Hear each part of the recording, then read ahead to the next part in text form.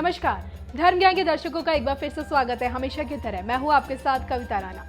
जम्मू कश्मीर दुनिया का वो स्वर्ग है जिसका एक एक हिस्सा पर्वत, नदियों और झीलों से गुलजार है। भारत का वो हिस्सा है जिसका इतिहास अगर सदियों पुराना है तो इसकी पहचान कुदरत की नायाब खूबसूरती से है। यहाँ के झीलों में चलती शिकारा अगर यहाँ की रौनक है तो यहाँ के बुने हुए रेशम के कालीन, ऊनी शॉल और बर्तन की मांग देखिए दुनिया भर में है। ऊपर से इन खूबसूरत वादियों में मौजूद यहाँ के प्राचीन हिंदू मंदिर जिनसे यहाँ की संस्कृति और हिंदुओं की गहरी श्रद्धा जुड़ी है। वैसे देखिए जग जाहिर है कि घाटी के 1000 से भी ज्यादा मंदिर आज खंडर हो चुके हैं। जिन मंदिरों में पहले रौनक हुआ करती थी वो आज आतंकवाद के चलते या तो खंडर हो चुके हैं पूरी तरह या फिर बंद पड़े हैं।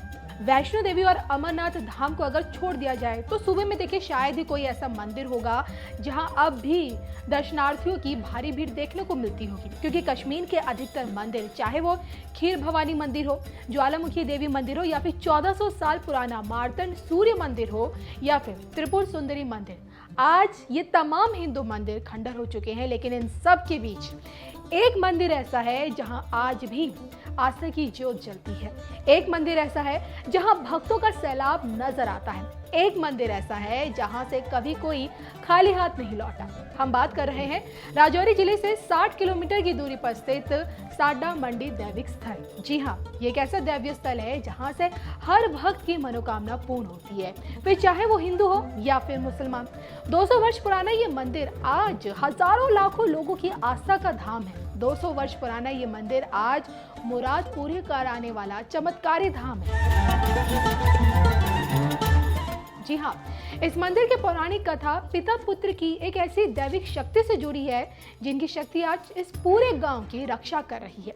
मंदिर से जुड़ी कथा ये कहती है, एक पिता अपने 2 पुत्रों के साथ यहाँ निवास करता है और कुछ लोग उसे तंग करते हैं और इस आड़ में रहते थे कि इन्हें कब मारा जाए।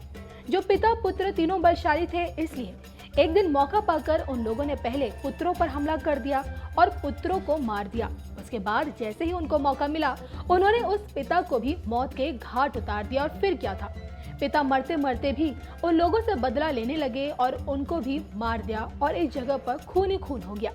इसके बाद कहते हैं यहाँ पर इनको जलाने के लिए कोई नहीं आ रहा था, क्योंकि जिन लोगों ने इनको मारा था उन लोगों ने कहा था कि अगर इनको कोई जलाएगा तो हम उसे भी नहीं छोड़ेंगे। बस मौके की तलाश पर इनके ही एक मित्र ने यहाँ पर आकर इनका अंतिम संस्कार किया।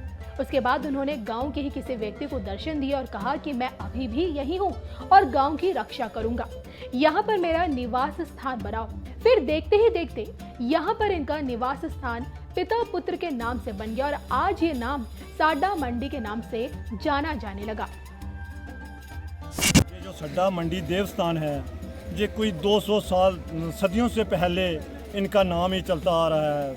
इस स्थान पे जो भी आदमी अपनी मनोकामना लेके आता है उसकी मनोकामना हमेशा के लिए पूरी होती है। तो इस स्थान में इंडिया के कोने कोने से लोग जहाँ पे अपने मनोकामना लेके जहाँ पे आते हैं और उनकी मनोकामना जो पूरी होती हैं। जहाँ पे 3 मूर्ति हैं, जहाँ पे 3 मूर्तियाँ पत्थर की मूर्ति हैं, तो वहाँ पे जाके उनके आगे जो भी आदमी डिमांड रखता है, यानी फरियाद रखता है, तो उसकी फरियाद ये देवता लोग हैं जो पूरी करते हैं।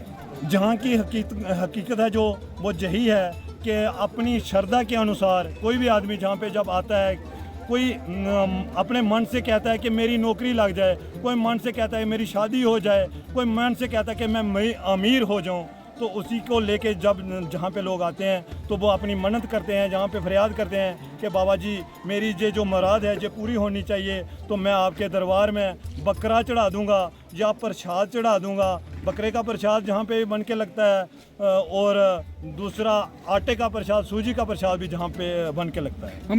जी बिल्कुल, इसके बारे में हम कह सकते हैं कि जहाँ पे हमारे अपने पार्लियामेंट मेंबर श्री जुगल किशोर शर्मा जी 2 बार जहाँ पे आए, तो हमने उनके आगे यही मुराद रखी कि जहाँ पे डेवलपमेंट होनी चाहिए, इस मंडी का सुधार होना चाहिए, जहाँ पे बैठने की कोई व्यवस्था नहीं है, तो उन्होंने अपने सीडी फंड से 2 लाख रुपए का जहाँ पे एक पैसेंजर छड़ दिया, तो उसके लिए भी हम उनका शुक्रिया अदा करते हैं। तो इसी के साथ साथ हमने उनके आगे ये डिमांड रखी कि इस देवस्थान को सड्डा मंडी देवस्थान को रोड के साथ जोड़ा जाए, लेकिन उनकी कमज़ोरी की वजह से, हम यही कहेंगे कि उनकी कमज़ोरी की वजह से इस देवस्थान को रोड के साथ नहीं जोड़ा।